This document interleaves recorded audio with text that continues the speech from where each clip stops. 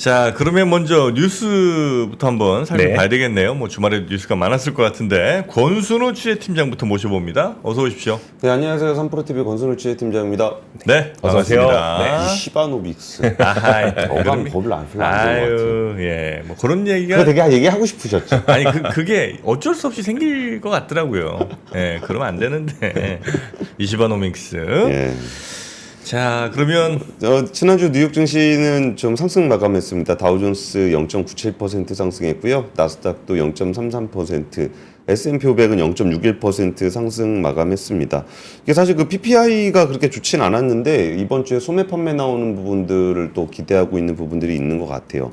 그러니까 아무래도 좀 이런저런 지표들보다 좀 이렇게 특별히 나쁜 지표가 없다면 11월 대선을 향해서 좀 그래도 그때까지는 가지 않겠냐라는 기대감이 좀 있는 것 같고요. 네. 그 테슬라가 그 로보택시 발표하고서 거의 뭐 10% 가까이 주가가 빠지는 그런 일도 좀 있었는데 상세한 소식은 첫 번째 뉴스로 좀 전해드리겠습니다.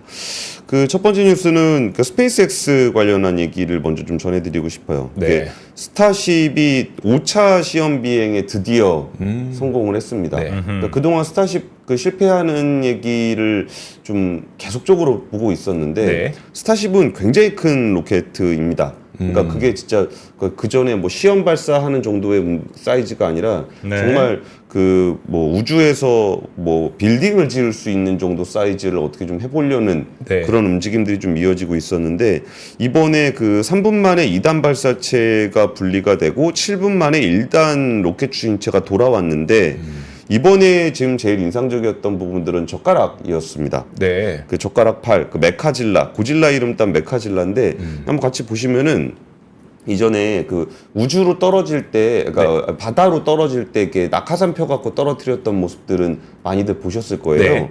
근데 이게 우주선이 지금 이게 그 돌아오고 있는 겁니다. 이게 우주선이 돌아오는 거를 이렇게 잡은 거죠, 젓가락처럼. 네. 그러니까 아, 저게 출발하는 장면이 아니고 왼쪽이 왼쪽부터가 첫 번째 장면, 두 번째, 세 번째로 잡는 장면입니다. 그러니까 고질라가 그 로켓 잡는 것처럼 네. 메카질라라고 이름을 붙였는데 우주선이 이렇게 돌아오는 거를 이렇게 잡는 겁니다. 그러니까 이전보다 재활용 가능성을 훨씬 더 높였던 메카닉 기술인데 네. 저걸 버티나? 근데 뭐 이게 가능하다는 것도 참 신기해요. 전에는 보면 이렇게 날아갔다가 이제 평지 같은데 이게 돌아오는 거, 예. 그것도 진짜 신기하긴 했거든요. 그것도 신기했죠. 네. 아, 근데 이제 저렇게 잡아주는군요. 예, 뭐 안정성 있게. 그러니까 뭐 이전에는 뭐 이렇게 바다로 떨어뜨리기도 하고 이건 올라가는 장면이고요. 네. 거의 7분 만에 돌아오는 장면이 아까 제가 보여드렸던 장면입니다. 아, 저 스타쉽에서 윗부분은 날아가고 부스터만 떨어진 거군요. 예, 그 제일 아. 윗부분은 내려오긴 했는데 그거는 인도 양으로 떨어졌고 네, 근데 네. 그 부분은 재활용하려고 하지 않았었다라고 좀 얘기를 하더라고요. 그게 뭐 원래 이제 우주로 날려보내는 거니까. 네, 그쵸. 네. 그러니까 지금 스타쉽의 킬로그램당 운송비가 35만 원이래요. 네. 킬로그램당 운송비가 35만 원. 네. 그러면 굉장히 저렴한 편입니다.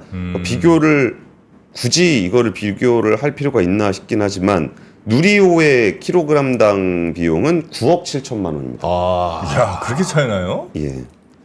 굉장히 저렴합니다. 가격이 혁신이네, 여긴. 그러니까 이거는 그러니까 중요한 포인트는 상업용으로 만들고 있다라는 게 중요한 포인트입니다. 네. 그러니까 누리호 같은 경우는 사실 상업용이라기보다는 연구용으로 계속적으로 보내고 있는 거고 스타쉽은 지금 이제 정말 작정하고 그 상업용으로 만들겠다라는 계획을 좀 가지고 있는 건데 그리고 이제 공장도 이번에 좀 공개를 좀 했습니다.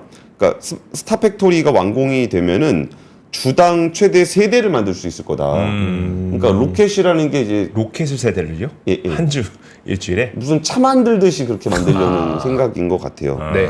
그래서 뭐 일론 머스크가 얘기한 거는 뭐 하루에 한 대는 만들려고 하고 있다. 네. 뭐 그런 얘기도 좀 하기는 했습니다. 근데 일론 머스크가 그러니까 이게 또 스타쉽이 왜 커야 되냐면은 화성에 가려면 그 스타쉽으로도 26개월이 걸린답니다. 네. 그럼 최소한 밥은 가져가야 될 거 아니에요. 네.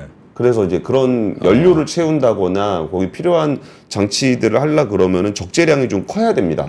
그래서 스타쉽은 굉장히 크게 만들어지고 있고요. 근데 제가 들었던 얘기 중에 이게 공개가 된 얘기인지는 잘 모르겠는데 네. 그 우주에다 데이터 센터를 만들려고 한다. 예, 예. 데이터 센터. 네. 우주에 만들면 좋을 게 뭐 있어요? 바로 쏠 수 있죠. 네? 그러니까 데이터 센터에서 네. 데이터를 바로 쏠 수 있죠. 위성으로. 지금은 이게 인터넷선으로 이렇게 왔다 갔다 하잖아요. 네. 예. 그러니까 이게 지금 스타쉽에서 이렇게 그 뭐 자율주행차 같은 거 하게 되면은 위성으로 지금 지구를 뒤덮는 작업을 네. 좀 일론 머스크가 좀 하고 있잖아요. 네. 그러면 그거를 이제 통신으로 연결하는 정도를 하고 있는 건데 그 통신으로 연결하는 거는 밑에서 올라가서 위에서 받아갖고 밑으로 내리는 거잖아요. 네. 그게 아니라 데이터 센터를 위로 올려버리면은 거기서 바로 쏴줄 수 있습니다. 근데 그러려면은 데이터 센터를 우주에다 만들어야 되는 거잖아요. 네. 예. 그러니까 넷플릭스 같은 게 미국에서 이렇게 케이블 타고 이렇게 오는 게 아니고 네. 우주에서 이렇게 바로 쏴주는 실시간 스트리밍이 가능해진다는 겁니다. 아, 그게 좋은가? 그렇게 하면 훨씬 더 빠르죠. 빨라진다. 예, 예.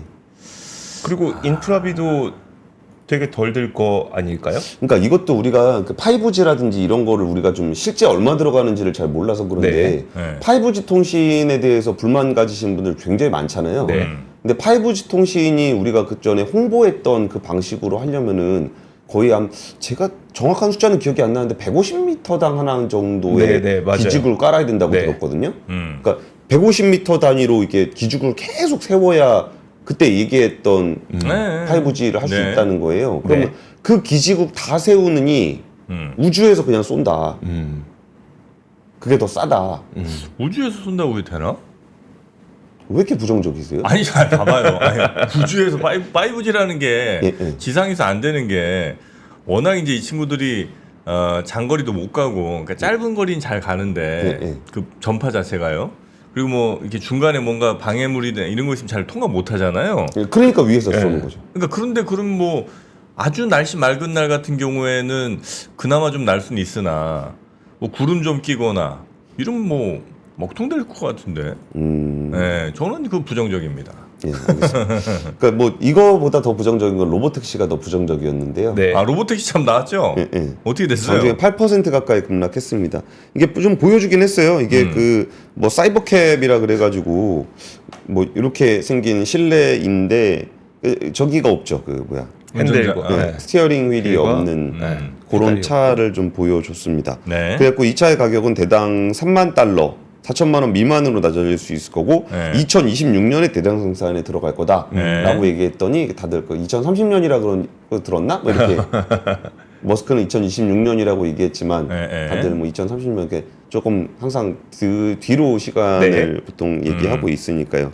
그러면서 사이버캡에 대해서 사실 뭐 규제를 어떻게 해결할 건지 그 어떤 식으로 수익을 낼 건지 뭐 이런 부분들에 대한 정보는 별로 언급을 하지 않았습니다. 그러다 보니까 주가가 좀 하락하는 모습을 보였는데 그러면서 이제 분석하는 거는 단기적인 기회를 보여주는 게 없었다. 그러니까 단기적으로 뭘 보여줄 수 있는지에 대해서 업데이트가 없었다. 뭐 그리고 당장 뭐 모델 2를 비롯해서 당장 팔아먹을 뭔가가 없었다라고 네. 좀 시장에서 평가가 나오는데 사실 근데 일론 머스크가 뭐 단기에 뭘 하겠다라는 얘기를 한 적은 있지만 지킨 적은 없잖아요. 네. 그러다 보니까 이게 일론 머스크의 얘기는 사실 뭐 단기에 무슨 상품 신차 발표라기보다는 기술 방향성에 대해서 좀 주목을 하게 되는데 네. 이게 그 시장에서는 여전히 그 단기에 뭔가를 내놓기를 좀 기대를 하고 있는 것 같습니다. 근데 사실 일론 머스크가 보여주고 있는 이 자율주행의 모습이 그러니까 뭘 기대하는지를 잘 모르겠어요. 그러니까 사람들이 정말 내년에 완전 자율주행차가 나와가지고 막 로보택시가 돌아다니는 거를 기대를 하는 걸까? 기대도 안 하면서 실망했다고 얘기하는 것도 좀 아이러니한 것 같고. 근데 이게 저는 그러니까 중국 같은 경우에 보면은 네. 중국의 자율주행 수준이 생각보다 굉장히 많이 올라와 있습니다. 근데 거기서 그 레벨 3가 되면은 그 많은 것이 필요해요. 규제와 관련한 부분들도 많이 필요하고 네. 이게 사람의 이제 그 책임을 그 자동차 회사가 져야 되는 상황이 레벨 3부터는 오거든요. 네. 그러니까 특정한 환경에서는 완전 자율주행이 된다. 뭐 이런 게 그 레벨 3로 가는데 그러니까 중국 업체들은 그러니까 저희는 그 레벨 2.99999입니다. 그러니까 사실 이게 자율주행이 되긴 되는데 네. 이거를 된다고 얘기하진 않겠습니다. 이런 식으로 차를 팔아요. 네. 근데 그게 그 저도 경험해 보진 않았는데 경험해 본 입장에서는 굉장히 좋다는 거예요. 그러니까 FSD도 이게 꼭 로보택시가 이렇게 스티어링 휠이 없는 구조까지 가지 않더라도 네. 그러니까 사실 내가 운전에 책임을 져야 되고 내가 전방 주시를 해야 되고 내가 안전에 대해서 책임져야 되는 건 나도 알아. 네. 근데 잘 가. 음. 요 상황이 어쩌면 대중화의 첫 단추일 가능성이 굉장히 높거든요. 그러니까 오히려 로보택시보다는 FSD가 좀 더 고도화되는 부분들이 테슬라 차량 판매에는 더 도움이 될 것 같은데 네. 여기에 대해서 이게 워낙 일론 머스크가 미래지향적인 얘기를 많이 하다 보니까 기대치가 네. 좀 높았던 게 아닌가. 그래갖고 이제 로보택시를 하면은 제일 타격을 입을 것이라고 예상되는 게 우버잖아요. 네. 근데 우버 주가가 10% 넘게 급등했다. 아, 로보택시 당분간은 안 될 것 같다는 느낌을 받았나 보네요. 근데 미국 시장도 저희랑 크게 차이가 없는 것 네. 같습니다. 그거 보셨죠? 한강의 채식주의자가 한강이 어떤 그 노벨상을 받으니까 네. 한강 작가님이 네. 그랬더니 채식주의자가 뜨면은 비건 식품을 만드는 풀무원이 올라가지 않겠냐? 아이 설마. 진짜 올랐었어요. 올랐어요. 그래서? 네, 4% 이상 올랐었습니다. 아 그래요. 아 예스24는 내가 그날 아침에 얘기했잖아요. 그냥 거의 상한가. 야, 맞죠. 대박이던데요, 네, 진짜. 아주 난리더라고 요즘 출판 책 냈던 데들이 뭐 한강 작가 거 난리 지금. 지금 막 종이 공장 불티나고 있다 보면. 네. 예, 하여튼 뭐 기분 좋은 소식이긴 합니다. 그럼 오늘 제지업체도 아, 자 이제 뉴스 좀 본격적으로 가볼까요? 언제 갑니까? 이거 첫 번째 뉴스였습니다. 첫 번째 뉴스였습니다. 그런가요? 화성의 네, 첫 번째 뉴스였었고요. 네. 너무 따끈따끈한 뉴스였죠. 네. 이게 오토노머스 이게 휴머노이드 로봇 관련해서도 네. 이렇게 나왔는데 이 부분에 대한 기대치도 꽤 높은 것 같아요. 근데 휴머노이드 로봇 관련해서는 제가 이렇게 취재를 하다 보면은 휴머노이드 관련해서는 좀 양쪽이 좀 갈려요. 네. 그러니까 휴머노이드 로봇을 만드는 쪽에서는 약간 좀 부정적입니다. 그러니까 그렇게까지 가기 쉽지 않다. 뭐 거기서 계란을 옮기고 뭐 이런 것들은 뭐 계란을 그냥 옮기는 건 할 수 있는데 네. 그게 이제 물건이 계란이 아니라 다른 걸로 바뀌는 경우라든지 이런 것들이 물리적으로 제어하기가 되게 어렵다는 거예요. 네. 그러니까 뭐 예를 들면 이렇게 종이컵이 있잖아요. 네. 종이컵이 있을 때 우리가 종이컵의 무게만 가지고 이 종이컵을 드는 게 아니라 종이컵이 가지고 있는 이 마찰력 있잖아요. 네. 그러니까 마찰력 가지고 우리는 그동안 알고 있었기 때문에 이렇게 들고 그렇죠. 그럼 이게 만약에 종이컵이 좀 젖어 있거나 네. 그러면 그때그때를 우리는 다 학습을 해서 이걸 든다는 거예요. 그래가지고 이제 보여주는 거에 비해서 꽤 어려울 수 있다라는 게 그 로봇공학을 하시는 분들의 얘기고 네. 반대로 이제 제가 이번 주 목요일날 인덱스에서 좀 자세하게 설명하지 않을까 싶은데 이게 AI를 하시는 분들은 휴머노이드에 대해서 굉장히 또 긍정적이에요. 이게 뭐냐면은 지금 초거대 언어 모델 같은 경우는 이제 텍스트로 되어 있는 그 데이터, 디지털 데이터를 가지고 학습을 하잖아요. 네. 이거는 인간이 가지고 있는 데이터 중에 극히 일부분이라는 거예요. 그러니까 우리가 이제 보고 듣고 아까 느끼는 뭐 이런 냄새, 것들이 다 네. 이런 것들이 다 데이터이니까 이런 데이터들을 학습하면은 그때 가서 이제 그 진짜 인공지능이 나올 수 있다 이런 얘기 많이 하거든요. 그래서 이 휴머노이드 쪽이 그런 관점에서도 좀 보셨으면 좋겠어요. 네. 그러니까 단순히 얘가 동작을 잘 하냐 안 하냐의 문제가 아니고 휴머노이드 로봇이 하나의 그 데이터의 수용체로서 네. 데이터를 받고 그 데이터를 학습시켜서 인공지능으로 가는 과정 속에서의 휴머노이드도 굉장히 좀 관심을 많이 받고 있습니다. 그러니까 네. 데이터가 부족하다는 말인 거죠? 그렇죠. 그러니까 초거대 언어 모델, 그러니까 디지털 데이터는 이미 다 학습을 했습니다. 네. 그러니까 인류가 2000년 동안 만들어 놓은 데이터는 이미 디지털 데이터는 다 학습이 끝났고 그래서 이제 그 부분들에 대한 추가적인 데이터는 이런 뭐 모바일이라든지 뭐 자율주행차라든지 로봇에서 나올 거다. 네. 이런 쪽에서도 좀 로봇 사업을 보시면 좀 흥미로울 것 같습니다. 근데 우리가 종이컵을 드는 그 행동을 잘 생각해 보면 이게 뭐 누구한테 배워서 되는 건 아니잖아요. 네. 어렸을 때부터 뭐 이거 들어보고 저거 들어보고 만져보고 네, 그죠? 네. 뜨거운 컵, 차가운 컵, 뭐 종이컵, 플라스틱 컵, 새 컵 이게 얼마나 데이터가 많이 쌓였겠습니까? 그렇죠. 예, 그런 과정들이 있어서 지금이야 그냥 뭐 신경도 안 쓰고 이렇게 드는 거지만 네. 로봇가 그거를 학습해서 뭘 한다는 거는 뭐 쉬운 일은 아니겠지요. 그렇죠, 그렇죠. 네. 그러니까 로봇가 하는 게 쉽지 않으니까 로봇가 단순히 이걸 드는 게 문제가 아니라 이 드는 데이터를 수집한다는 거예요. 그거 어떻게 수집을 해?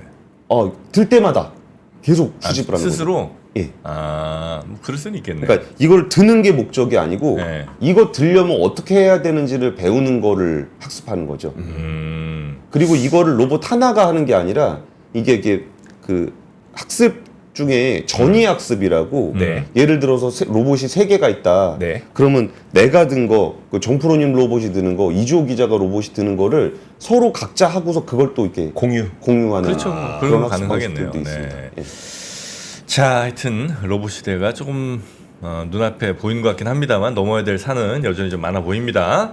자, 두 번째 뉴스 가보겠습니다. 고려형 경영권 분쟁이 이제 한 달쯤 됐는데 네. 그 주가로도 그냥 한번 살짝 보고 갈까요? 이게 55만 원짜리 회사 주가가 지금 79만 4천 원까지 올라와 있습니다. 근데 조금 덜 올리긴 했죠. 네. 그러니까 고려형 자사주 공개 매수 가격이 89만 원이니까 네. 여기에 또 이제 MBK의 또 공개 매수 가격은 83만 원. 네. 근데 오늘이 굉장히 중요한 날입니다. 오늘이 이제 그 MBK 연합의 공개 매수 청약 마감일입니다. 네. 근데 가격을 여기서 추가로 더 올리는 분위기는 좀 아닌 것 같아요. 그래가지고 이제 투자자들은 고민을 해야 됩니다. 83만 원에 MBK에 넘길 거냐, 네. 아니면 조금 더 그 시간을 기다렸다가 자사주 공개 매수에 89만 원에 넘길 거냐, 뭐라는 변수들을 좀 고민을 하게 되고 있습니다. 그러니까 이게 투자자마다 약간 갈리는 부분들은 뭐 세금 문제 같은 네. 게 좀 있는 게 있고, 이게 그 공개 매수에 의하게 되면은 양도소득세를 내고, 그리고 이제 그 자사주 공개 매수에 되게 되면은 혹시 뭐 이렇게 2천만 원 이상 버시는 분들 같은 경우는 네. 그 종합소득에 또 포함이 될 수가 있어서 그 49%의 세금을 내야 될 수도 있고, 네. 그게 사람마다 좀 그냥 고민이 좀 되는 시점인데, 어쨌든 중요한 포인트는 이제 오늘 공개 매수 청약이 얼마가 들어가느냐가 굉장히 중요합니다. 네. 왜냐면은 유통 주식 수가 많지 않아요. 그러니까 자사주를 매입하게 되면은 자사주는 이렇게 의결권 주식이 아니거든요. 네. 그러니까 의결권이 없어요, 자사주는. 네. 근데 MBK가 매수를 하는 부분들은 의결권이 있잖아요. 있죠.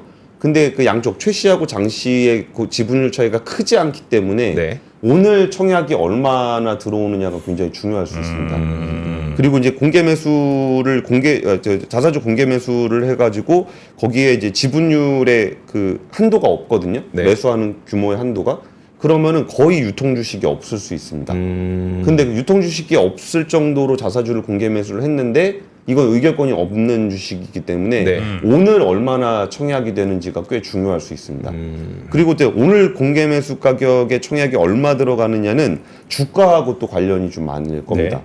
그러니까 83만 원이 넘어가 버리면 네. 굳이 공개 매수에 응할 것이냐 말 것이냐에 대한 고민을 할 필요가 있거든요. 네. 근데 지금 가격은 79만 4천 원이고 자사주 공개 매수 가격은 89만 원이기 때문에 네. 여기서 투자자들이 엄청 고민을 많이 할 겁니다. 어. 근데 금요일 날도 원래 주가가 빠졌다가 올라갔어요. 네. 그러니까 89만 원으로 가격을 올렸는데 오히려 가격이 떨어졌다가 이렇게 올라갔거든요. 네. 네. 그러니까 다들 고민을 하는 거예요. 이게 진짜 89만 원에 파는 것까지 내가 기다려 볼까? 아니면 이쯤에서 그러니까 충분히 먹었거든요. 네.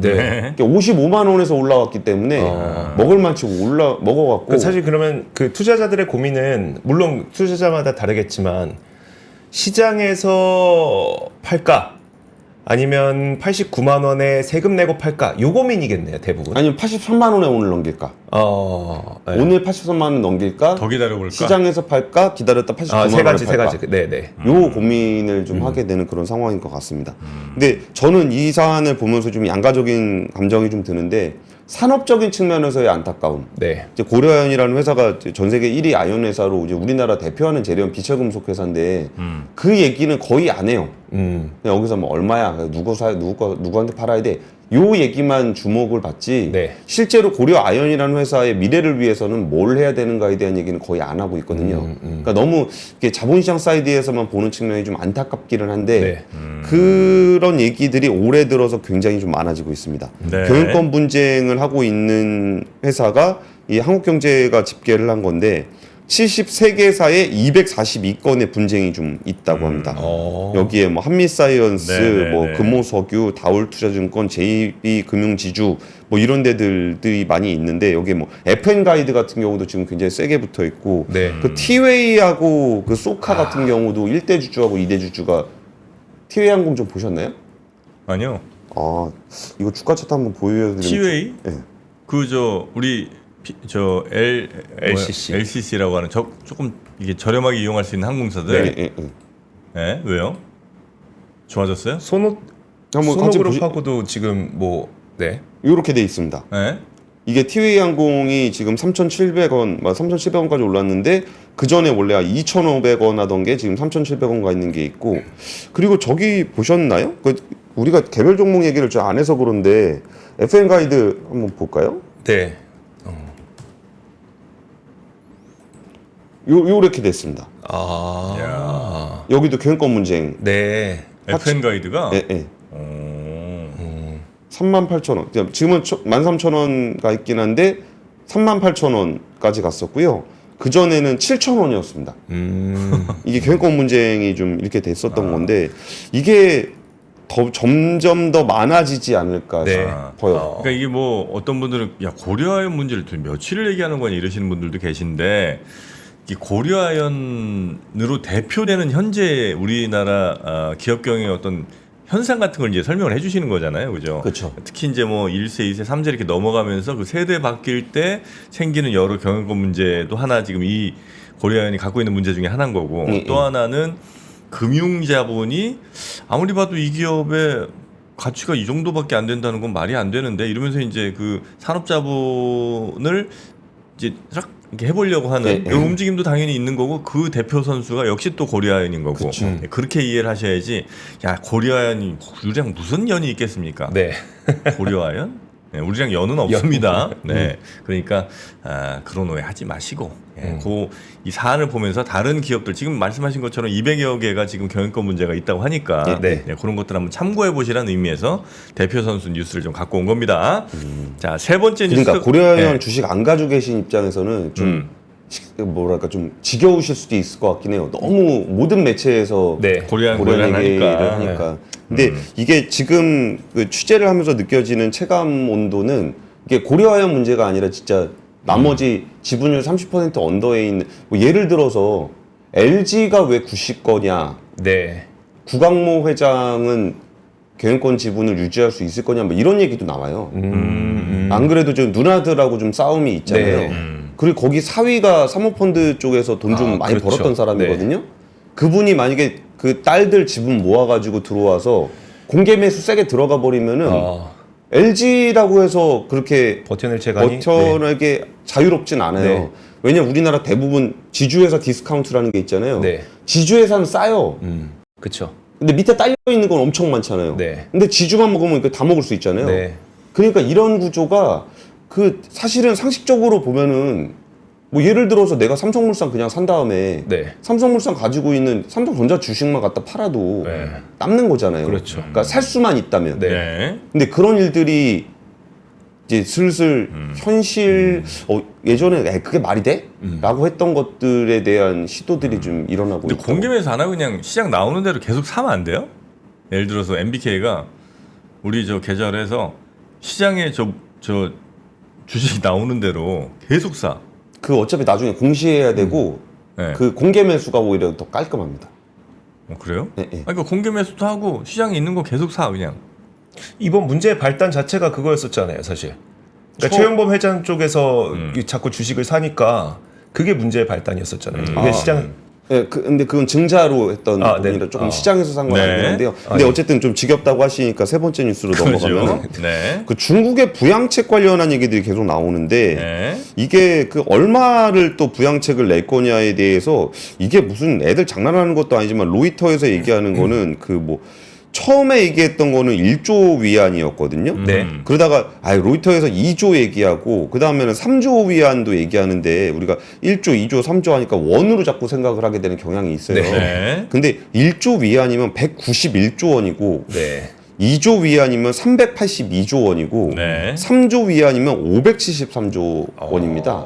근데 2조 아니면 3조쯤 하지 않겠어? 뭐 이런 얘기를 하는데 그 차이가 엄청 큽니다. 네. 네. 근데 채권을 발행을 해갖고 이제 특별 채권을 발행을 하는 걸로 하고 있는데 이게 은행과 부동산 이런 쪽에다가 지원을 할 거란 얘기가 나오고 이런 부양책의 세부안은 이달 말에 전인대 상무위원회가 열릴 때 나올 거다라고 네. 해갖고 중국에 대한 얘기들이 좀 많이 나오고 있어요. 근데 그럼에도 불구하고 이게 그 중국의 그 저는 PPI가 참 이래도 되나 싶을 정도로 되게 떨어져 있는데 이번에도 9월 CPI가 전년 대비해서 0.4% 상승했는데 네. 이건 지금 얘기하는 거는 CPI고 지금 보여드리고 있는 건 PPI입니다. 네, 생산자 물가지수. 네. 그러니까 PPI 먼저 말씀드리면은 생산자 물가지수가 마이너스로 간 지가 꽤 오래됐어요. 언제요 저게? 월별이죠 이게? 월별. 네. 그러니까 지금 이게 2022년이잖아요. 네. 그러니까 PPI가 마이너스 간 지가 꽤 오래됐고 CPI는 지금 전년 대비 0.4% 상승했는데 시장의 기록, 시장 전망치가 0.6, 전달도 0.6이었어요. 근데 지금 0.4 나왔거든요. 네. 근데 이게 0%대 CPI가 계속적으로 나오고 있는 상황이기 때문에 이게 그 수요 쪽에서 확실히 약해요, 중국이. 네. 그러니까 이게 부양을 이렇게 얼마나 하려 그러는지는 잘 모르겠고 그 부양을 한다 그러니까 단기적으로 주가는 좀 급등을 하는 모습을 좀 보였고 네. 그리고 부양의 사이즈도 이게 정프로님이 종종 중국에 대해서 얘기할 때 야, 부양책 찔끔찔끔 하지 말라고 엄청 많이 얘기를 네, 하셨었잖아요. 혼을 냈죠 제가. 많이 혼을 내셨잖아요. 근데 이게 그 191조 원이 네. 작은 돈은 아니잖아요. 그렇긴 하죠. 네.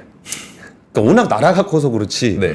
근데 거기서 야 1조 가지고 되겠어. 뭐 2조는 해야지. 뭐 3조는 해야지. 막 그러는 돈이 지금 이제 573조까지 얘기가 나오고 있다. 그리고서 만약에 뭐 2조 위안해 갖고 382조 했더니 아유 570조는 했어야지. 막 이런 식으로 또 실망할 수도 있지 않나. 네. 근데 그거에 대한 어떤 그 베이스는 그 중국이 정말 그 경제가 탄력적으로 움직이고 있다면은 어떤 부양책이 나오든 와 이렇게 좋은데 더 쏴준다고? 라고 좋아할 건데 그런 부분들에 대해서 이렇게 그 잘 모르는 게 큰 것 같아요.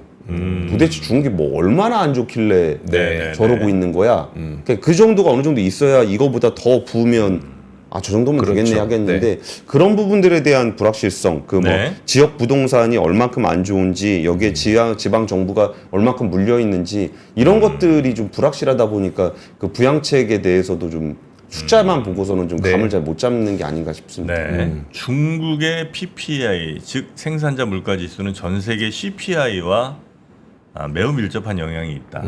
네, 정부는 또 글로벌하게 이렇게 또 진단하고 있지 않습니까? 네. 그래서 물가 전 세계 물가에 뭐 우리나라 포함해서 전 세계 물가에 마이너스한 어느 정도 영향을 줄 거니까 이건 뭐 중국이 좀 힘들지라도 이건 뭐 별 문제 없다. 저는 또 그렇게 보고 있습니다. 이기적이시군요. 아유, 우리나라 이기적이죠. 네.